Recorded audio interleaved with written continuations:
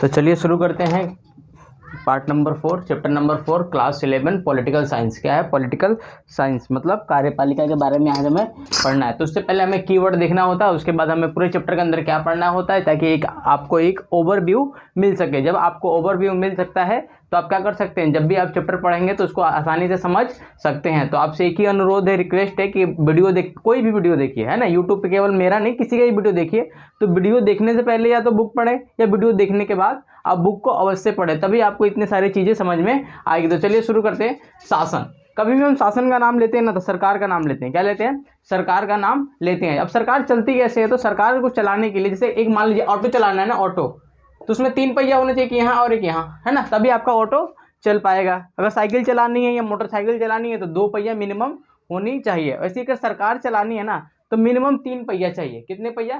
3 पहिया। और उसी को हम बोलते हैं शासन के अंग बोलो या सरकार के अंग बोलो, ये काम कर जाएंगे। तो पहले देखते हैं कार्यपालिका। पहले नंबर पे क्या आता है? कार्यपालिका। फिर आता है विधायिका और न्यायपालिका। कैसे भी रख सकते हो, तो हम रखते हैं पहले विधायिका को। क्या रखते हैं? विधायिका को। जो विधायिका होती है ये क्या करती है? कानून का निर्माण करती है। जो विधायिका होती है कहीं पर भी क्या करती है? कानूनों का जो निर्माण करती है। क्या करती है? कानून का निर्माण करती है, उसे हम विधायिका बोलते हैं। वैसे ही जो कार्यपालिका होती है वो क्या करती है? कानूनों को लागू करती है, कानूनों को लागू करती है। और जो न्यायपालिका होती है उस कानून को देखती है, जो कार्यपालिका ने जिस कानून को लागू किया है वो क्या कानून जो है वो सही है या गलत है। और इसका निर्धारण कैसे होगा, वो कानून सही है या फिर गलत है, इसका निर्धारण संविधान द्वारा होता है।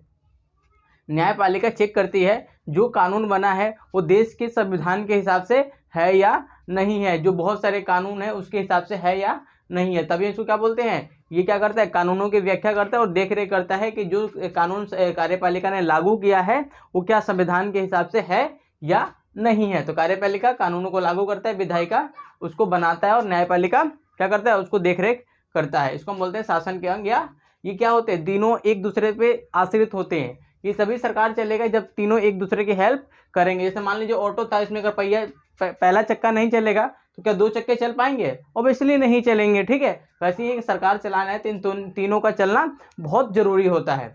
फिर आता है इसमें संसदीय शासन व्यवस्था और अध्यक्षात्मक शासन व्यवस्था। देखिए पूरी दुनिया के अंदर ना 2 प्रकार के संसद है। इसमें संसद नहीं कहेंगे, कार्यपालिका है। कितने प्रकार का? 2 प्रकार का। तीसरा भी कह सकते हो आप, हालांकि हमें 2 पढ़ना है इसमें राजतंत्र वाला ही पढ़ सकते हो आप। राजतंत्र, तंत्रात्मक कार्यपालिका भी होता है लेकिन वो इसमें नहीं पढ़ना है। लेकिन हमें क्या पढ़ना है इसमें? संसदीय शासन व्यवस्था और अध्यक्षीय शासन व्यवस्था पढ़ना है। इसी को हम बोलते हैं कार्यपालिका। क्या बोलते हैं? कार्यपालिका। कहीं पूछे ना सरकार क्या है तो बोल देना कार्यपालिका है। सरकार क्या है? कार्यपालिका है। हालांकि सरकार का डेफिनेशन होता है व्यक्तियों का समूह जो लोगों पर शासन करे, उसे हम क्या बोलते हैं? सरकार बोलते हैं। और सरकार जो होती है किसके माध्यम से शासन करती है? आपके ऊपर कानून बनाकर। ठीक है, कानून बनाकर उसे लागू करके शासन करती है। जो कानून लागू करता है वो क्या होता है? हमारा सरकार होता है। जैसे अभी बोलते हैं ना मोदी सरकार है। मोदी सरकार का मतलब ये है कि कार्यपालिका का जो पावर है, जो कार्यपालिका कानून लागू करवा रहा है वो कौन बंदा है? मोदी है। इसीलिए हम बोलते हैं कि सरकार किसकी है? मोदी की है। समझ में आ गया? तो संसदीय शासन व्यवस्था क्या होता है? कार्यपालिका, न्यायपालिका और विधायिका, ये तीनों एक दूसरे पर डिपेंड होता है। ये तीनों एक दूसरे पर डिपेंड होता है। किसमें? आपके संसदीय शासन व्यवस्था में। एक चलेगा तो तभी दूसरा चलेगा, वरना नहीं चलेगा। यानी क्या कहोगे? एक दूसरे पे म्यूचुअली ये निर्भर होते हैं। उसके बाद यहाँ पर 2 बंदे होते हैं। यहाँ पे कितने बंदे होते हैं? 2 बंदे होते हैं। एक होता है सरकार का प्रमुख। किसका प्रमुख? सरकार का प्रमुख। और दूसरा होता है देश का प्रमुख, या फिर हम राष्ट्र प्रमुख कहते हैं। प्रमुख मतलब हेड, प्रमुख मीन्स हेड। जो सरकार का प्रमुख होता है उसको हम पीएम कहते हैं। क्या कहते हैं? पीएम बोले तो प्रधानमंत्री कहते हैं। और जो देश का या फिर राष्ट्र का प्रमुख होता है उसे हम राष्ट्रपति कहते हैं। क्या कहते हैं? राष्ट्रपति कहते हैं। अभी भारत के राष्ट्रपति कौन है? वो द्रौपदी मुर्मू जी हमारे देश के राष्ट्रपति जी हैं। ठीक है, और प्रधानमंत्री कौन है? नरेंद्र मोदी। तो नरेंद्र मोदी सरकार का प्रधान है और राष्ट्रपति जो है वो देश का प्रधान है। समझ में आ गया? ये कहाँ पर होता है? संसदीय शासन व्यवस्था में होता है, जिसमें सरकार का जो प्रमुख होता है उसका चुनाव जनता करती है। उसका चुनाव जनता करती है। और जो राष्ट्रपति होता है इसका चुनाव जनता नहीं करती, सीधे जनता नहीं करती। इसको बोलते हैं अप्रत्यक्ष चुनाव। से किसका चुनाव होता है? तो राष्ट्रपति का चुनाव होता है। उसे हम क्या बोलते हैं? अप्रत्यक्ष चुनाव कहते हैं। तो पूछे संसदीय व्यवस्था में जो देश का प्रमुख होता है उसका चुनाव जनता करती है? तो नहीं करती। हालांकि जनता के द्वारा चुने गए प्रतिनिधि करते हैं। ये समझ में आ गए? इसके बाद इस चीज से समझ, जो असली पावर होता है ना वो पीएम के पास होता है, ये केवल नाम मात्र का होता है, केवल नाम मात्र का होता है। फिर आता है अध्यक्षात्मक शासन व्यवस्था या कार्यपालिका इसको कह सकते हो। इसमें क्या होता है कि जो कार्यपालिका और विधायिका होती है ना बिल्कुल अलग अलग होती है। जैसे ही चुनाव खत्म होते हैं ना तो कार्यपालिका अलग हो जाती है और विधायिका अलग हो जाती है, दोनों एक दूसरे के अलग अलग रास्ते पकड़ लेते हैं। इसमें देश का भी प्रमुख राष्ट्रपति होता है और सरकार का भी प्रमुख राष्ट्रपति होता है। किसमें? अध्यक्षात्मक शासन व्यवस्था के अंदर। ठीक है, ये कहाँ पर है? अमेरिका के अंदर है। कहाँ पर है? अमेरिका के अंदर है, श्रीलंका के अंदर है। कहाँ पर है? इसको अध्यक्षीय शासन व्यवस्था कहते हैं। इसमें जो देश के प्रमुख और राष्ट्र का प्रमुख किसके द्वारा चुना जाता है? तो सीधे जनता द्वारा चुना जाता है। पेपर में आपसे घुमा के क्वेश्चन पूछता है अमेरिका का राष्ट्रपति का चुनाव सीधे जनता द्वारा होता है। बिल्कुल सही होता है भाई, भारत का राष्ट्रपति का चुनाव जनता द्वारा होता है। तो ये कथन क्या हो जाएगा? गलत हो जाएगा, स्टेटमेंट गलत हो जाएगा, क्योंकि जो भारत में जो संसदीय शासन व्यवस्था है उसका जो कार्यपालिका है उसका जो चुनाव होता है वो जनता के अप्रत्यक्ष द्वारा होता है, यानी इसमें जनता पार्टिसिपेट नहीं करती। अगला आता है वीटो शक्ति। क्या आता है? वीटो शक्ति। वीटो का मतलब है ना, क्या होता है? मना करने की शक्ति को हम क्या बोलते हैं? वीटो शक्ति बोलते हैं। इसमें हम राष्ट्रपति के संदर्भ में पढ़ेंगे वीटो शक्ति क्या होता है। मान लेते हैं आप, एक थोड़ा होमवर्क है, P5 कंट्री पढ़ के आना। P5 देश, इसमें 5 देश हैं अस्थायी सुरक्षा परिषद के अंदर, ये P5 कंट्रीज कहते हैं। इसके बारे में थोड़ा पढ़ के आना, उसमें आपको वीटो थोड़ा और अच्छे से पढ़ने को मिलेगा। वीटो का मतलब होता है किसी भी चीज को मना ही करना। जैसे मान लीजिए आप 5 लोग हैं, कितने लोग हैं? 5 लोग हैं। एक ने मान लीजिए 1 2 3 4 5 लोग हैं। इसने कहा भाई कि मैं समोसे खाऊंगा, इसने कहा चाय पीऊंगा, इसने कहा मैं चाय पीऊंगा, इसने कहा समोसे खाऊंगा, इसने कहा चाय पीऊंगा। तो किसकी बात मानी जाएगी? आपकी चाय वाली, क्योंकि जीता कौन? यहाँ पर चाय वाले बंदे जीत गए, लेकिन समोसे वाले बंदे क्या है? हार गए। तो इनको बोला जाता है वीटो पावर, यानी मना करने की शक्ति। क्या बोलते हैं? मना करने की शक्ति, ना कहने की शक्ति को क्या बोलते हैं? वीटो बोलते हैं। किसी चीज पे वीटो लगा देना, इसको हिंदी में बोलते हैं निषेधाधिकार बोलते हैं, यानी मना करने की शक्ति को क्या बोलते हैं? वीटो पावर कहते हैं। राष्ट्रपति के पास होता है विशेषाधिकार वीटो पावर। ठीक है, वीटो, फिर पॉकेट वीटो है ना, विलंबनकारी वीटो है ना, ये सब क्या है? वीटो के प्रकार है, हम पढ़ेंगे आगे चैप्टर में। फिर आता है विधेयक और बहुमत। ये बहुत इंपॉर्टेंट है और हमेशा ये आपके काम आएगा, ये पेपर में भी काम आएगा और पेपर के बाहर भी काम आएगा। जो हमारी संसद चलती है ना उसमें रोज, अगर आप न्यूज़पेपर पढ़ते हैं ना, रोज आपको पढ़ने को मिलेगा विधेयक, और क्या मिलेगा आपको पढ़ने को? विधेयक और अधिनियम, ये आपको रोज मिलेगा। ये मैं गारंटी दे सकता हूँ कि ऐसा किसी दिन भी पेपर नहीं है जिसमें आपको विधेयक और अधिनियम के बारे में ना मिले। विधेयक को इंग्लिश में बोलते हैं बिल। क्या बोलते हैं? बिल। इसको बोलते हैं एक्ट। अब समझिए क्या होता है। हमने बताया कार्यपालिका जो होती है कानूनों को लागू करती है, और भारत में कार्यपालिका का हेड कौन होता है? राष्ट्रपति होता है। सामान्य रूप से कौन होता है? राष्ट्रपति। और राष्ट्रपति किसके सलाह पे काम करता है? तो मंत्रिपरिषद के सलाह पर काम करता है। इतना चीजें समझ लेते हैं। अब समझाता हूँ विधेयक और एक्ट क्या होता है। सपोज करिए हमारा सुंदर से राष्ट्रपति है, स्मार्ट सा है ना, ये क्या है? हमारा राष्ट्रपति है, राष्ट्रपति। और ने भारत के अंदर एक कानून बनाना है कि जितने भी यूट्यूब पे पढ़ा रहे हैं ना, इनकी चैनल बंद किया जाए। इनकी चैनल को क्या किया जाए? चैनल को बंद किया जाए। जितने भी यूट्यूबर हैं इनकी चैनल बंद करो, ये देश में ना आतंकवादी फैला रहे हैं। ऐसे मान लेते हैं एक एक्ट बना, किसने बनाया? कानून कौन बना सकता है? तो बनाता कौन है? विधायिका। विधायिका ने एक कानून बनाया कि भाई साहब देखो, जितने भी भारत में चैनल है यूट्यूब का उनको बंद कर देना चाहिए। इसे समाज में गलत संदेश फैल रहा है, यूट्यूबर गलत गलत पढ़ा रहे हैं, सरकार के बारे में बहका रहे हैं। इन्होंने एक कानून बनाया। क्या बनाया? कानून। अब एक कानून किसके पास जाएगा? कार्यपालिका के पास जाएगा लागू करने के लिए। और कार्यपालिका हेड कौन है? प्रमुख कौन है? वो है हमारा राष्ट्रपति। एक विधेयक कहाँ गया? ये क्या था? कानून जब बना ना, ये केवल विधेयक होता है। ये क्या होता है? विधेयक होता है। कानून बन गया, वो विधेयक हो गया। अब विधेयक गया राष्ट्रपति के पास। राष्ट्रपति ने कहा अच्छा भाई ऐसी बात है क्या? अगर राष्ट्रपति ने भारत के अंदर, हम भारत के अंदर एग्जाम्पल लेके चलते हैं, भारत के अंदर अगर राष्ट्रपति उसको साइन कर देता है, उसको अपना ऑटोग्राफ दे देता है, तो क्या बन जाता है? यही विधेयक हो जाता है अधिनियम। क्या हो जाता है? आपका अधिनियम बन जाता है। क्या बनता है? अधिनियम। अगर राष्ट्रपति अपना साइन नहीं करता तो विधेयक ही रहेगा। क्या रहेगा? विधेयक रहेगा। तो समझ में आया विधेयक और बिल में क्या अंतर है? ठीक है, तो बिल क्या होता है? केवल प्रस्तावित कानून होते हैं, केवल भाई साहब ये कानून बनाने हैं। और जो अधिनियम होता है जिस पर राष्ट्रपति के साइन हो जाए, उस पर कानून लागू हो जाए, उसको हम क्या बोलते हैं? एक्ट बोलते हैं। ठीक है, समझ में आ गया बिल वर्सेस एक्ट में क्या फर्क है? ये 2 नंबर के क्वेश्चन आते हैं आपके पेपर में, इसको ध्यान रखिएगा। एक्ट और बिल में क्या अंतर है? जब राष्ट्रपति उस पर साइन कर दे तो क्या बन जाता है? वो आपका एक्ट बन जाता है, जब साइन नहीं करे तो विधेयक रहता है, ठीक है। वैसे ही राज्यों के संदर्भ में, राज्य मतलब यूपी बिहार के संदर्भ में राज्यपाल जो होता है, वहाँ पे क्या होता है, राज्यपाल। अगर वो साइन कर देता है तो वहाँ के कानून बन जाएंगे, अगर साइन नहीं करता है तो क्या रहेंगे, वो आपके विधेयक रहेंगे। चीज़ समझ आ गई। फिर आता है बहुमत।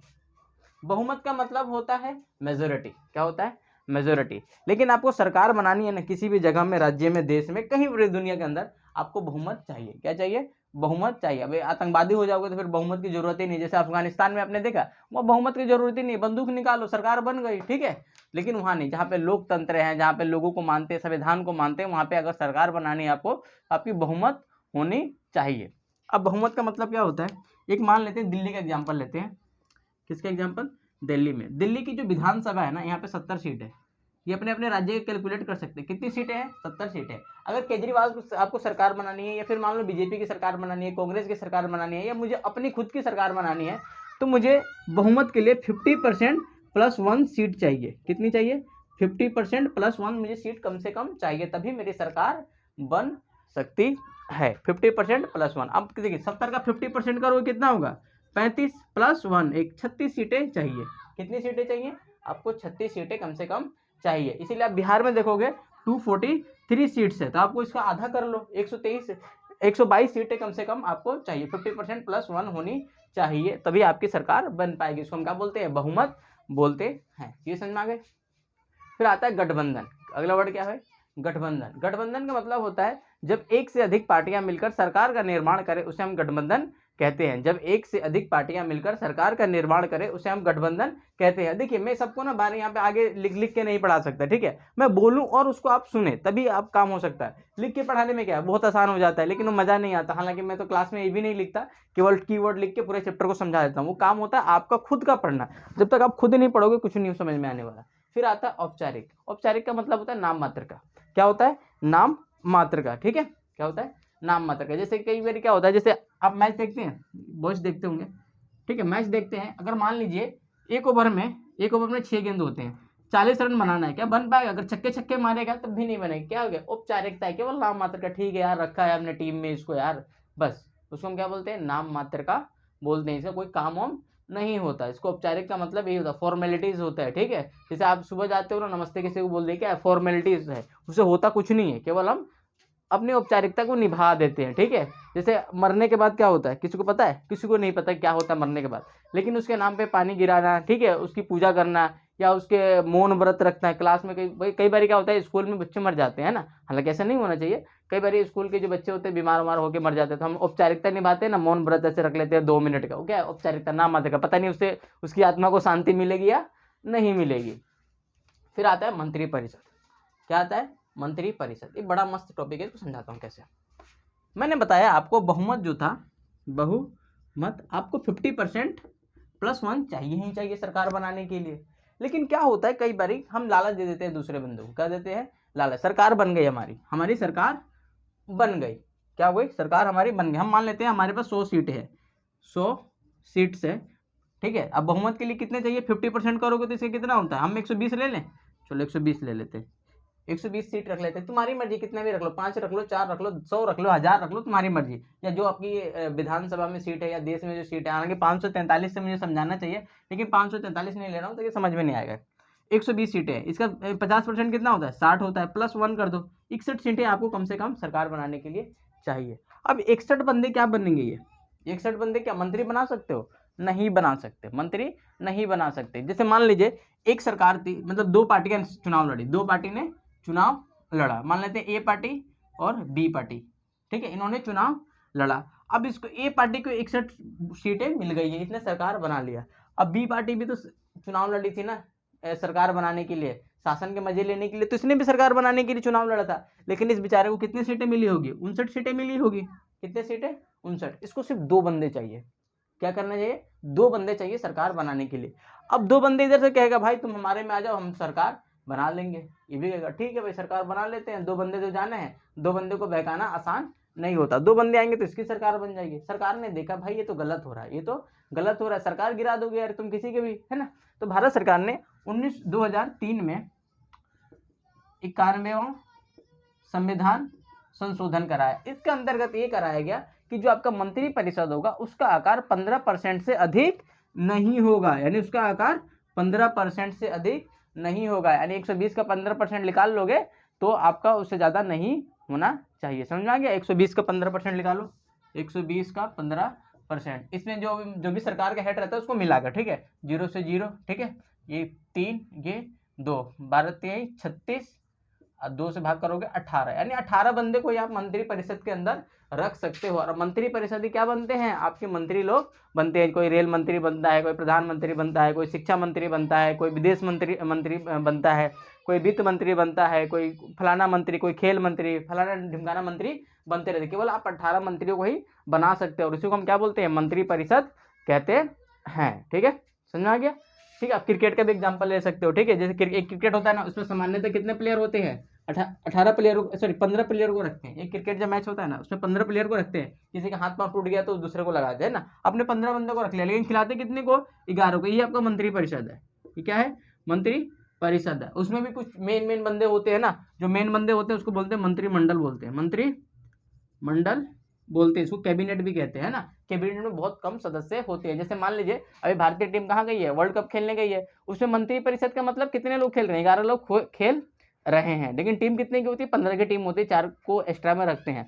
तो जो मंत्री परिषद है वो 11 है। ठीक है, लेकिन कैबिनेट कौन है? कैबिनेट मतलब पावरफुल बंदा कौन है? एक तो कप्तान है, दूसरा उप कप्तान विराट कोहली है ना। ये सब क्या है? बड़े बड़े प्लेयर है, और सब तो ऐसे ही है, मतलब चलो ठीक है इनको लिए गए खेलने, है ना, वैसे ही कैबिनेट होता है। अब हमें पढ़ना क्या है इस चैप्टर के अंदर? तो पहला है कार्यपालिका क्या है? तो कार्यपालिका वो है जो कानूनों को लागू करता है। ठीक है, ये 2 प्रकार का होता है, आगे पढ़ेंगे। ठीक है, कार्यपालिका कितने प्रकार की होती है? तो ये बेसिकली 2 प्रकार की हमें इस बुक में पढ़ना है। एक है संसदीय, दूसरा है अध्यक्षीय शासन प्रणाली पढ़ना है या कार्यपालिका पढ़ना है। जिसमें संसदीय में क्या होता है कि जो कार्यपालिका, विधायिका और न्यायपालिका है, क्या है? एक दूसरे पर आश्रित है, यानी निर्भर है। एक चलेगा तो दूसरा चलता रहेगा। और जो अध्यक्षीय होता है उसमें ये बिल्कुल अलग अलग हो जाते हैं, यानी कार्यपालिका का काम अलग है, विधायिका का काम अलग है, बिल्कुल अलग अलग हो जाते हैं। जो संसदीय शासन व्यवस्था है या कार्यपालिका है, उसमें सरकार का प्रमुख पीएम होता है और देश का प्रमुख राष्ट्रपति होता है।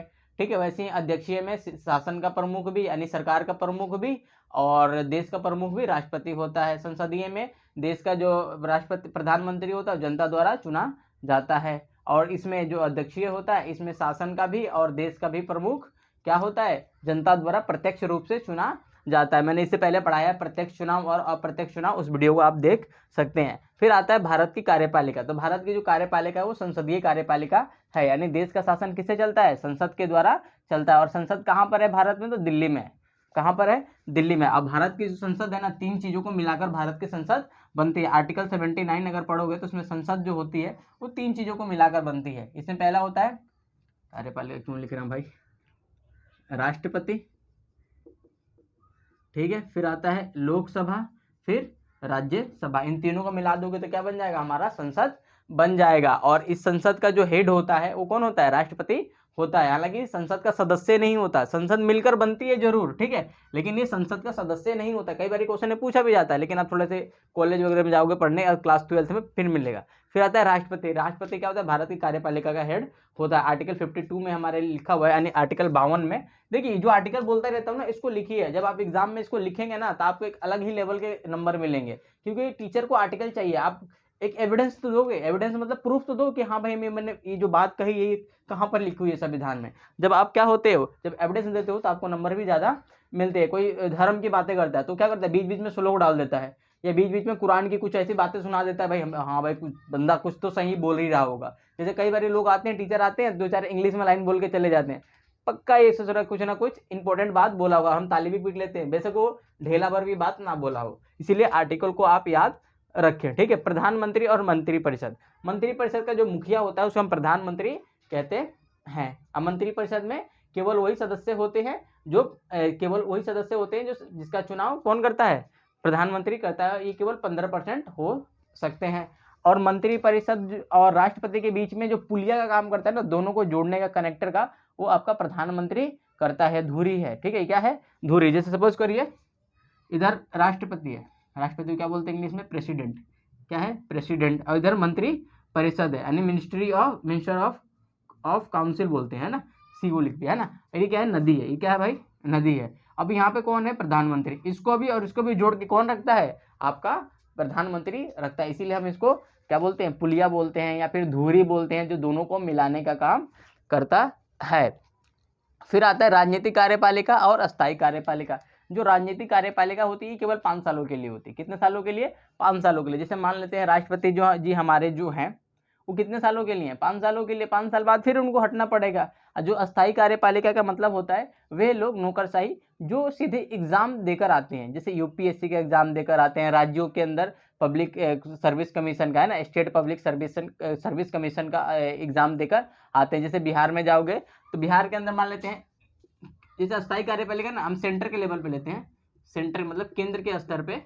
तो इसमें ना आप यूपीएससी का एग्जाम देकर सीधे जा सकते हैं और आपकी नौकरी 65 वर्ष तक रहेगी। ठीक है। अगर आपको राज्यों में जाना है, यूपी, बिहार, हरियाणा, पंजाब, राजस्थान, तो उसमें होता है state public service commission, SPSC बोलते हैं। ठीक है। जैसे अब एस का मतलब है स्टेट, अब कौन सा स्टेट, तो बिहार ले दो, इसको बोलोगे BPSC। ठीक है। अगर यूपी में जाते हो तो UPPSC बोलोगे, हरियाणा में जाओगे HPSC बोलोगे, अलग अलग बोलते चले जाओगे। लेकिन ये अपने लाइफ में एक बार एग्जाम देते हैं और 65 साल तक मजे मारते हैं। लेकिन इन बेचारों के साथ बुरा हो जाता है, इनको हर 5 साल बाद क्या होता है, एग्जाम देना पड़ता है। किसके सामने, जनता के सामने जाना पड़ता है। तो यूपीएससी निकालना थोड़ा आसान होता है, लेकिन राजनीतिक में जाना बहुत मुश्किल होता है। जैसे नरेंद्र मोदी ने 3 बार एग्जाम दे दिया, 2014 में दिया, ठीक है, 2019 में और 2024 में शायद एग्जाम देंगे, तभी वो क्या होंगे, कार्यपालिका के सदस्य बनेंगे। लेकिन जो बंदा 2014 में यूपीएससी का एग्जाम निकाला था वो 65 साल तक अपने जिंदगी के मजे मारेगा। तो उम्मीद करता हूँ ये चीजें समझ में आई होगी। ठीक है। अब इसके बारे में हम डिटेल पढ़ेंगे, पार्ट 1 था।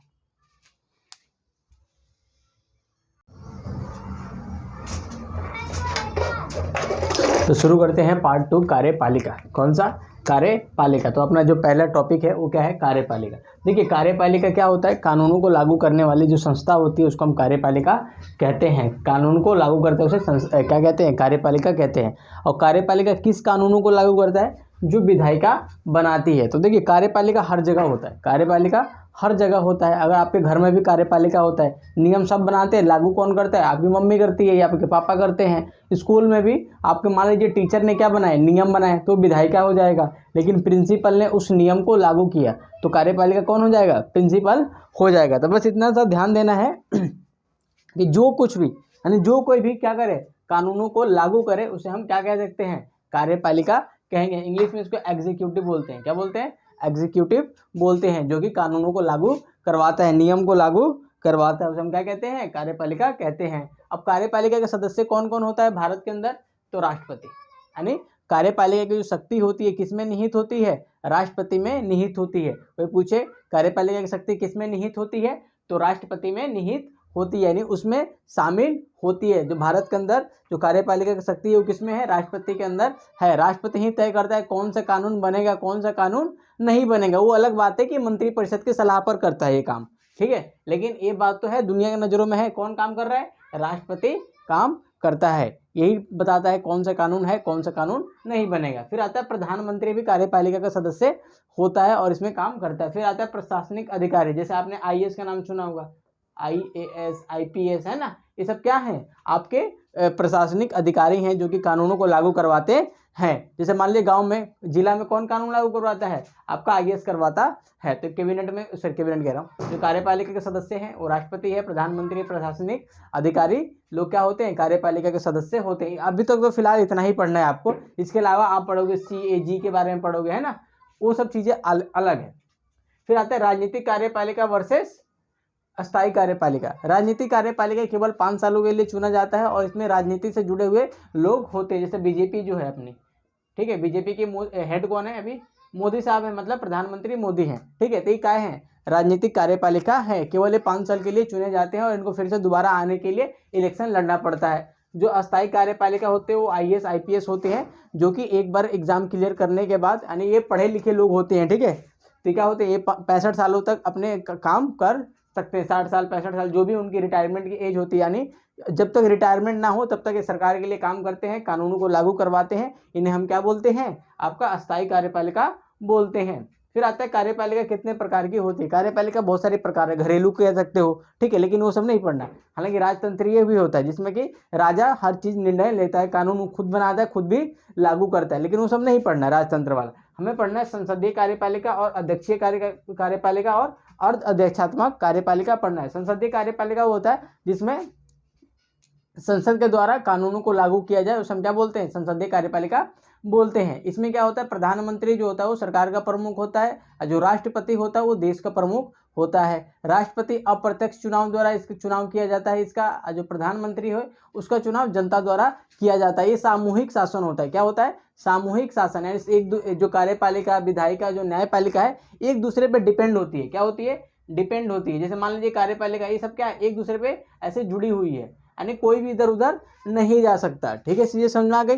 जो भारत का एक संसदीय शासन व्यवस्था है, जैसे ब्रिटेन का एक संसदीय शासन व्यवस्था है। फिर आता है अध्यक्षात्मक। इसमें क्या होता है, देश का भी प्रमुख और राष्ट्र का भी प्रमुख एक ही बंदा होता है। जो सरकार का प्रमुख हो या फिर देश का प्रमुख हो, वो जनता द्वारा सीधे चुना जाता है, जैसे कि अमेरिका में, जैसे कि अमेरिका के अंदर। ठीक है, ये क्या होता है, जो पृथक, यानी जो सत्ता है, पावर है, उसमें ये पृथक होता है, यानी कार्यपालिका अलग और विधायिका बिल्कुल अलग हो जाती है। कहाँ पर, अध्यक्षात्मक शासन व्यवस्था के अंदर। फिर आता है अर्ध, इसमें मिला जुला रूप होता है। ठीक है, इसमें क्या होता है, इसमें दो हेड होते हैं, एक होता है सरकार का, ठीक है, एक होता है देश का।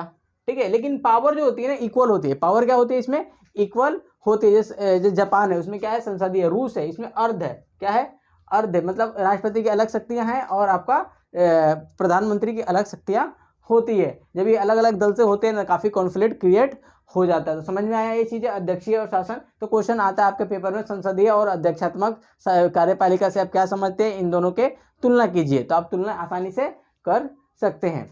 फिर आता है भारत में संसदीय कार्यपालिका। भारत में हमने इसको क्यों फॉलो किया, भारत में हमने संसदीय शासन व्यवस्था को क्यों फॉलो किया। जब हम गुलाम थे ना, मतलब हम अंग्रेजों के उपनिवेश थे, तभी हमने सोच लिया था कि जब हम आज़ाद होंगे ना, तो कौन से फॉलो करेंगे, संसदीय शासन व्यवस्था को फॉलो करेंगे। क्योंकि जब भारत में रूल कर रहा था अंग्रेज लोग, वो कहाँ का था, ब्रिटेन का था। अब ब्रिटेन में कौन सी चीज़ें चल रही थी, संसदीय शासन व्यवस्था चलती थी। वही चीज़ कहाँ पर इम्प्लीमेंट किया उन्होंने, इंडिया के अंदर इम्प्लीमेंट किया, लागू किया, और उसको हमने सीख लिया। हमने कहा कि जब हम भी आज़ाद होंगे ना, तो क्या करेंगे, संसदीय शासन व्यवस्था को अपनाएंगे, संसदीय कार्यपालिका को अपनाएंगे, जिसमें सरकार का प्रमुख कौन होगा, प्रधानमंत्री होगा, और देश का प्रमुख या फिर राष्ट्र का प्रमुख कौन होगा, आपका राष्ट्रपति होगा। तो दो एक्ट आए थे, 1919 का और 1935, यानी GOI का मतलब था गवर्नमेंट ऑफ इंडिया एक्ट। क्या बोलते हैं, भारत शासन अधिनियम बोलते हैं हिंदी में इसको। ठीक है, इंग्लिश में बोलते हैं गवर्नमेंट ऑफ इंडिया एक्ट 1919। और 1935 के अंदर हमने ये सीख लिया था संसद कैसे काम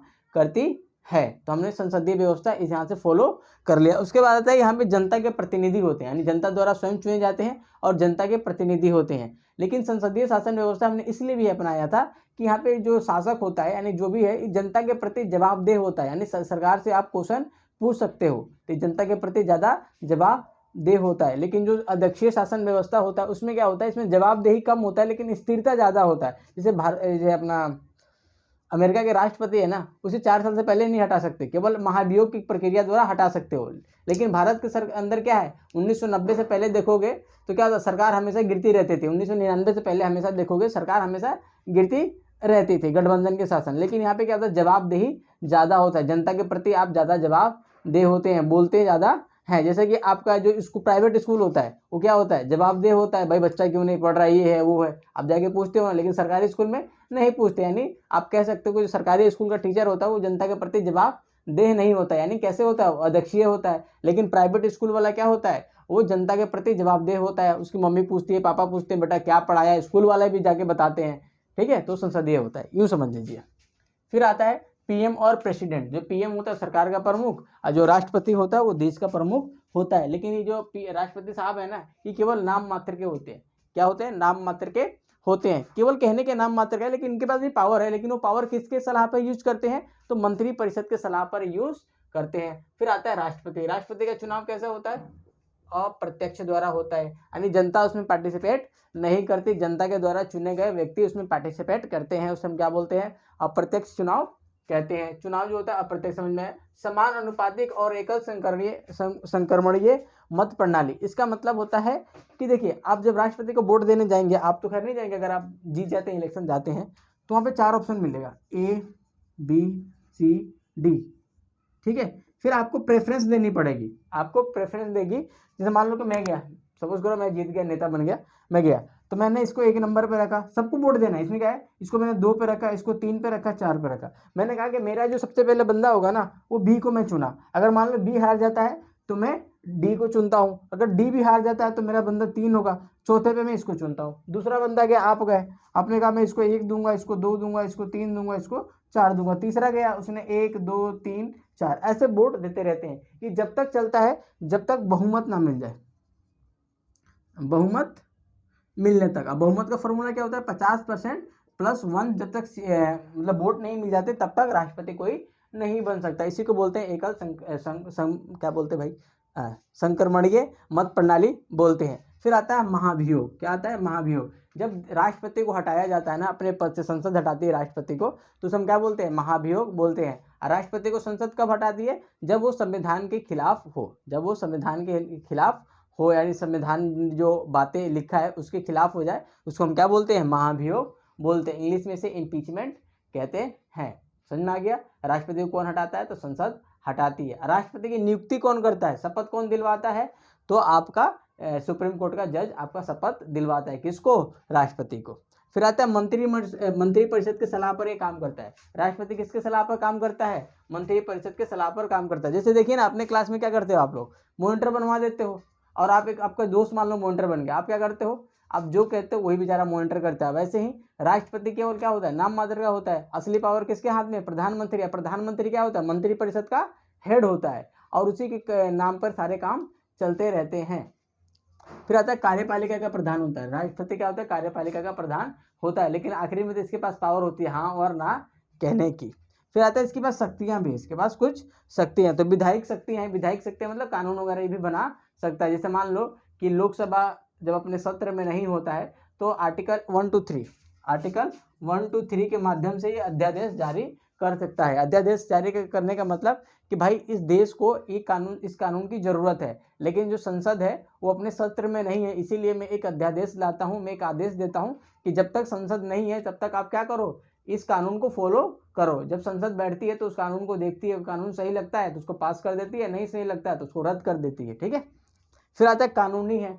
ये राष्ट्रपति जो होता है वो सलाह भी दे सकता है, सलाह ले भी सकता है। आर्टिकल 143 पढ़ सकते हो, है ना। आपात सत्य होता है, देश में 3 प्रकार के आपातकाल लगाए जाते हैं। एक होता है राष्ट्रीय आपातकाल, एक होता है क्या बोलते हैं इमरजेंसी, जिसको हम राष्ट्रीय आपातकाल कहते हैं, एक होता है आपातकालीन वित्तीय आपातकाल। ठीक है, इस प्रकार के 3 आपातकाल होते हैं।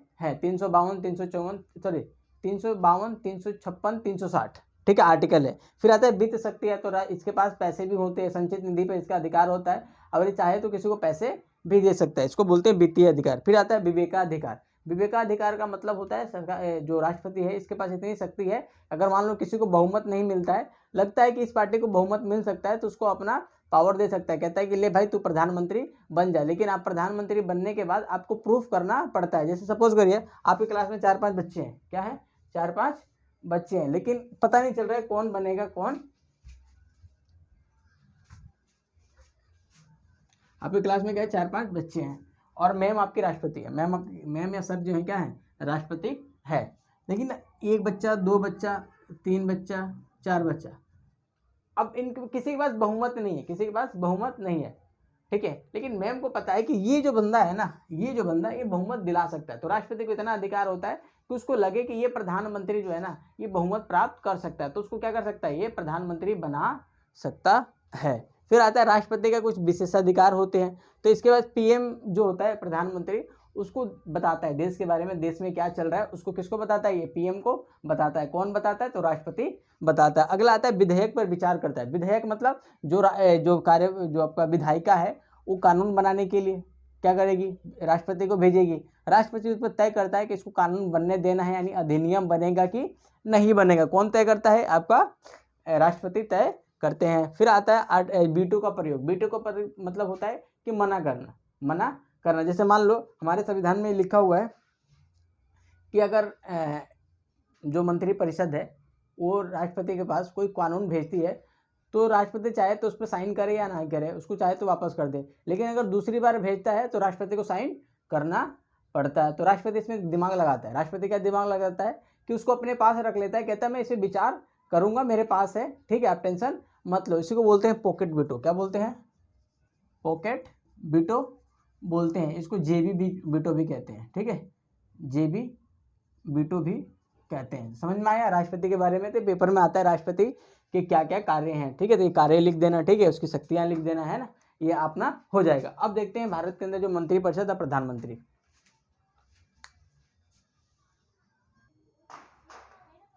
ठीक है। अब देखते हैं प्रधानमंत्री और मंत्री परिषद। प्रधानमंत्री और मंत्री परिषद, हमने देखा कि जो सरकार का प्रमुख होता है भारत के अंदर वो प्रधानमंत्री होता है, और जो अपना राष्ट्रपति होता है वो देश का प्रमुख होता है। और मंत्री परिषद क्या होता है? मंत्रियों का जो समूह होता है उसे मंत्री परिषद कहते हैं। क्या कहते हैं उसको? मंत्री परिषद कहते हैं। इसमें 4 प्रकार के मंत्री आते हैं, ठीक है, वो बात का विषय है। इसमें कैबिनेट आते हैं, ठीक है, राज्य मंत्री, उप राज्य मंत्री, ठीक है, इस प्रकार के मंत्री आते हैं। इसमें क्या है? प्रधानमंत्री पीएम होता है और मंत्री परिषद का मुखिया होता है। जो पीएम होता है वो बहुमत दल का नेता होता है। पीएम जो होता है बहुमत दल का नेता होता है। जैसे भारत के अंदर अभी किसकी शासन है? बीजेपी का। किसका है? बीजेपी का। और इसका नेता कौन है? मोदी साहब है। कौन है? मोदी है। तो पीएम क्या होता है कि बहुमत दल का नेता होता है, यानी शासन किसका चल रहा है? बीजेपी का चल रहा है। उसका नेता कौन है? मोदी है, ठीक है। पीएम द्वारा अन्य को मंत्री बनाना और मंत्री हटाना किसके हाथ में है? ये है अपना प्रधानमंत्री के हाथ में। मंत्री जो प्रधानमंत्री है जिसको बताता है कि आपको रक्षा मंत्री बनना है, विदेश मंत्री बनना है, ये कौन तय करता है? आपका राष्ट्रपति, प्रधानमंत्री तय करता है, लेकिन नियुक्ति कौन करता है? उनकी सबकी राष्ट्रपति करता है, लेकिन तय कौन करता है? प्रधानमंत्री बताता है भाई इसको तू ये बना दे, तू ये बना दे, है ना। वो राष्ट्रपति वो काम कर सकता है, ठीक है। फिर आता है मंत्री परिषद। जो मंत्री परिषद है वो लोकसभा के प्रति सामूहिक रूप से उत्तरदायी होता है। जो रिस्पॉन्सिबिलिटी होता है मंत्री परिषद का वो किसके प्रति होता है? लोकसभा के प्रति होता है। और हमने पढ़ा था जो संसद होता है उस संसद 3 बंदों को मिला के बनता है। पहला आता है राष्ट्रपति, क्या आता है? राष्ट्रपति। दूसरा आता है इसमें लोकसभा, और तीसरा आता है राज्यसभा। तो कोई पूछे कि जो मंत्री परिषद होता है किसके प्रति उत्तरदायी होता है, तो केवल लोकसभा के प्रति उत्तरदायी होता है। इसमें ऑप्शन में संसद भी रहता है, संसद मत करना क्योंकि संसद बहुत बड़ा पार्ट है, इसमें 3 बंदे हैं, केवल आप लोकसभा करना। लेकिन लोकसभा ऑप्शन में ना रहे तो आप संसद कर सकते हो, ठीक है। फिर आता है कि अविश्वास प्रस्ताव पत्र। अविश्वास प्रस्ताव पत्र का मतलब होता है कि आप पूरी जनता को बेवकूफ़ बना रहे थे, लेकिन किसी को आप पता लग गया, किसी को पता लग गया। अब मैं समझाता हूँ कैसे। जैसे किसी ने कहा कि बीजेपी का शासन चल रहा है, किसी ने कहा भाई बीजेपी का शासन चल रहा है, लेकिन आपको सरकार बनाने के लिए क्या चाहिए? बहुमत चाहिए। बहुमत चाहिए यानी 50% +1 सीट चाहिए आपको। क्या चाहिए? सीट। लेकिन कांग्रेस को लगा कि भाई ये जो बीजेपी है ना बेवकूफ़ बना रही है, लोगों को क्या कर रही है? बेवकूफ़ बना रही है, इनके पास सीट वोट है नहीं। तो ये लोग क्या कर सकते हैं, जब संसद चलता है उसमें अविश्वास प्रस्ताव लेकर आते हैं, कहते हैं कि भाई साहब ये जो सरकार चल रही है फर्जीवाड़ा है। ये किसको पता चलता है?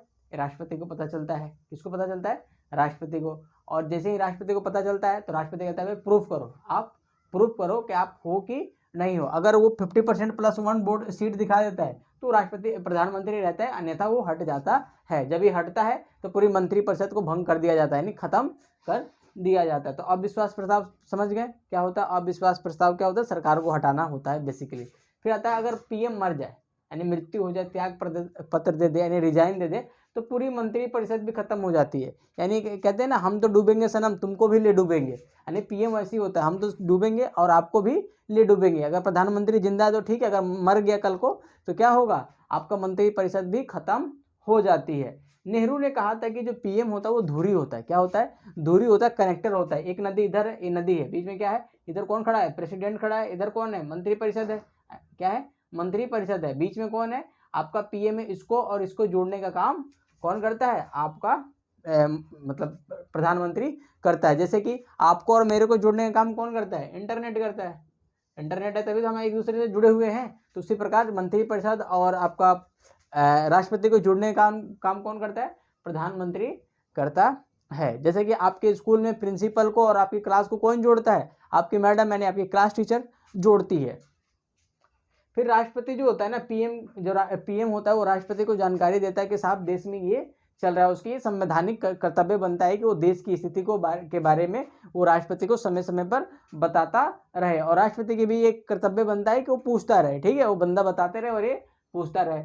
फिर आता है पीएम की क्या शक्तियाँ होती है भारत में, पीएम है कितना पावरफुल है। तो पीएम मतलब बहुत पावरफुल होता है, ये मंत्री परिषद का तो मुखिया होता है। पहली बात तो क्या है, ये मंत्री परिषद का मुखिया होता है, हेड होता है। ये लोकसभा का नेतृत्व करता है, लोकसभा जो होती है उसका हेड होता है, क्योंकि जो आपका चुनाव होता है संसदीय व्यवस्था में, आप लोकसभा के लिए इलेक्शन लड़ते हो तो इसका क्या करता है, ये लीडर होता है। क्या होता है, लीडर होता है। ये जनता में काफ़ी लोकप्रिय होता है, जैसे नरेंद्र मोदी हैं, ये जनता में काफ़ी लोकप्रिय हैं। इंदिरा गांधी क्या है, काफ़ी लोकप्रिय थे। नेहरू लोकप्रिय थे, अटल बिहारी वाजपेयी लोकप्रिय थे, है ना। मनमोहन जी उतना लोकप्रिय नहीं थे, लेकिन जनता इनको पहचानती है, क्योंकि आखिरकार आपको पेपर में तो इनका नाम लिखना है ना।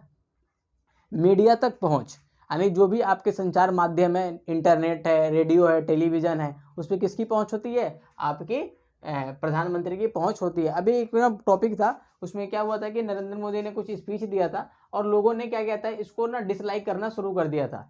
और मोदी साहब ने क्या किया, वो डिसलाइक का बटन ही हटा दिया, डिसलाइक का बटन ही हटा दिया और कमेंट सेक्शन को ऑफ कर दिया। ठीक है, तो इनकी मीडिया तक पहुँच होती है। चुनाव में प्रमुख होते हैं कि चुनाव करने जाते हो तो आप किसके नाम पे वोट मांगते हो, तो प्रधानमंत्री के नाम पे वोट मांगते हो, तो ये चुनाव में प्रमुख होता है। अंतर्राष्ट्रीय सम्मेलन में भाग लेता है, जैसे कि ब्रिक्स का सम्मेलन हो गया, ठीक है, एससीओ का सम्मेलन हो गया, इन सब एससीओ हो गया, आसियान हो गया, ठीक है, सार्क हो गया, ठीक है, G20 हो गया, ठीक है, क्वाड हो गया।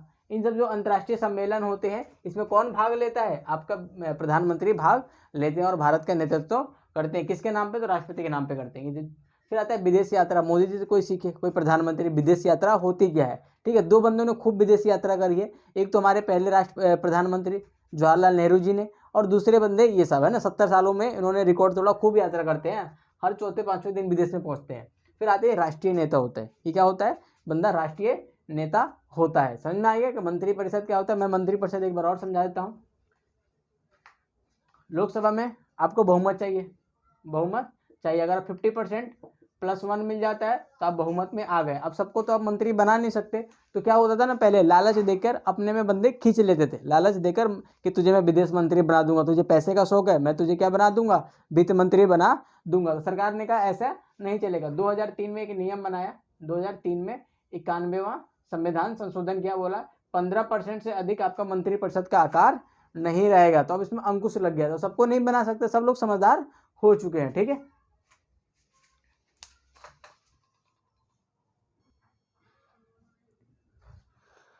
तो अब अपन देखते हैं अस्थायी कार्यपालिका और नौकरशाही। नौकरशाही को हम लोक सेवा भी कहते हैं। क्या कहते हैं, लोक सेवा, लोगों की सेवा करना। लेकिन ज़्यादातर जो वर्ड चलता है वो नौकरशाही चलता है। इंग्लिश में इसको ब्यूरोक्रेसी कहते हैं। क्या कहते हैं, ब्यूरोक्रेसी। जो ब्यूरोक्रेसी वर्ड है ना, ये फ्रांस के एक बंदा था, उसने दिया था। उसने बताया था कि ये बहुत खतरनाक बंदे होते हैं, कुछ भी कर सकते हैं, जिनको हम क्या कहते हैं, नागरिक सेवा। क्या कहते हैं, नागरिक सेवा या लोक सेवक कहते हैं। जो नौकरशाह होते हैं या फिर लोक सेवक होते हैं, वो क्या होते हैं, ये तो अस्थायी होते हैं। क्या होते हैं, अस्थायी। अगर एक बार नियुक्ति हो गई ना, आपको कोई नहीं हटाएगा। अगर हटाना है तो आपको न्यायालय हटाएगा, यानी सुप्रीम कोर्ट हटाएगा या फिर हाई कोर्ट हटाएगा। तो अस्थायी होते हैं, जब तक ये रिजाइन नहीं देते हैं, जब तक इनका रिटायरमेंट नहीं होता है, तब तक काम करते हैं। ये प्रशिक्षित होते हैं, इनको बिल्कुल ट्रेन किया जाता है। क्या किया जाता है, ट्रेन को 2 साल की ट्रेनिंग दी जाती है, पूरा भारत को घुमाया जाता है, समस्या को समझाया जाता है, फिर ये लोग काम करते हैं। ये दक्ष होते हैं, मतलब दक्ष का मतलब है काम करने में स्किल्स होते हैं। क्या होता है, इनके पास स्किल्स होता है कि कैसे न्याय व्यवस्था को, कानून को बना के रखना है, कानूनों को लागू कैसे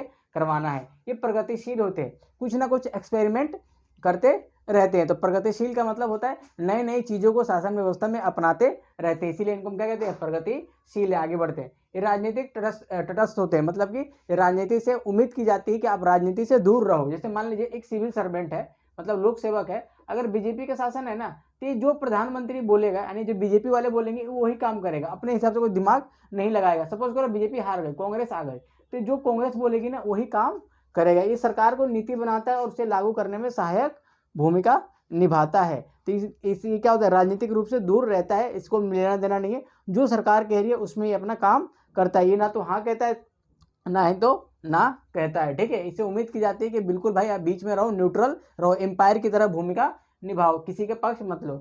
नियुक्ति इनकी योग्यता के आधार पर होती है। आपको अगर आपको नौकर साहब बनना है तो आपको कम से कम ग्रेजुएशन होना चाहिए, तभी आप नौकर साहब बन सकते हो। इनका निश्चित कार्यकाल होता है, मतलब इनकी जब तक नियुक्ति होती है, यानी 65 साल है तो 65 साल तक अपने पद पर बने रहते हैं। उसके बाद इनकी रिजाइन हो जाता है। इनको हटाना है तो न्यायालय द्वारा हटा सकते हो। ये क्या होते हैं, अस्थायी होते हैं, हमेशा के लिए, ठीक है। फिर आता है कि आरक्षण का प्रावधान है, अगर नौकर साहब बनना है तो इसमें हमारे समाज में कुछ कुरीतियाँ थी हिंदू धर्म के अंदर, तो काफ़ी चीज़ पीछे रह गई, ठीक है। उसके साथ लिंग के आधार पर, यानी महिला और पुरुष के आधार पर हमने भेदभाव किया, तो कुछ लोग पीछे रह गए। जैसे महिलाओं को आरक्षण दिया गया है, अगर महिला है तो बहुत सारे लोग जमाने तक महिलाओं को पढ़ने का अधिकार नहीं था, तो इसीलिए उनको आगे बढ़ाने के लिए समाज में उनको आरक्षण दिया जाता है। तो इसमें दलित हैं जो हिंदू धर्म के तथाकथित जो जाति व्यवस्था में निचले पायदान पर है, हालांकि जाति व्यवस्था से कुछ नहीं होती, हम सब लोग एक साथ ही खाते हैं ना, ऐसा कुछ नहीं होता है ना। तो दलित लोग हैं उनको आरक्षण दिया जाता है। आदिवासी हैं, SC ST जिसको हम ST कहते हैं, इनको क्या दिया जाता है, ये पढ़ लिख कम पाते हैं तो इनको आरक्षण दिया जाता है, ताकि आप भी क्या करें, आप समाज की मुख्य धारा में आ जाए। भारत सरकार ने 2019 में EWS भी बना दिया, इकोनॉमिकल बैकवर्ड क्लासेस बना दिया। फिर OBC है ना, अदर बैकवर्ड कास्ट भी है, कि मतलब दलित भी नहीं है, वो क्या है, आदिवासी भी नहीं है और महिला भी नहीं है, तो OBC हो जाता है। लेकिन EWS क्या होता है कि इन आर्थिक रूप से यानी पैसों के मामले में थोड़े से पीछे होते हैं, इसीलिए EWS भारत सरकार यानी मोदी सरकार ने बनाया, ठीक है। तो उम्मीद करता हूँ ये चैप्टर पूरा समझ में आ गया। पार्ट 2 था, तो आधे घंटे का वीडियो बनाया, और इसको वीडियो देखने से पहले या तो बुक पढ़े या देखने के बाद जो इंट्रोडक्शन वाला चैप्टर होता है वो काफ़ी इंपॉर्टेंट होता है। आपको हो सकता है इसका वैल्यू समझ में ना आए, लेकिन जैसे जैसे आप बुक पढ़ोगे ना तो समझ में आएगा। कोई भी बुक ना ऐसा अगर इंटेलिजेंट हो तो कोई बात ही नहीं है। एक बुक को, एक चैप्टर को ना कम से कम 3 बार, एक तो ऐसे रीड कर लो फटाफट, दूसरा है समझ के कोई किसी का ही वीडियो देख के करो। मतलब यूट्यूब बहुत काम का चीज़ है, आप यहाँ से बहुत सारी चीज़ सीख सकते हो, ठीक है। फिर मिलते हैं नेक्स्ट पार्ट के अंदर, मतलब चैप्टर के अंदर, 5वां चैप्टर विधायिका में।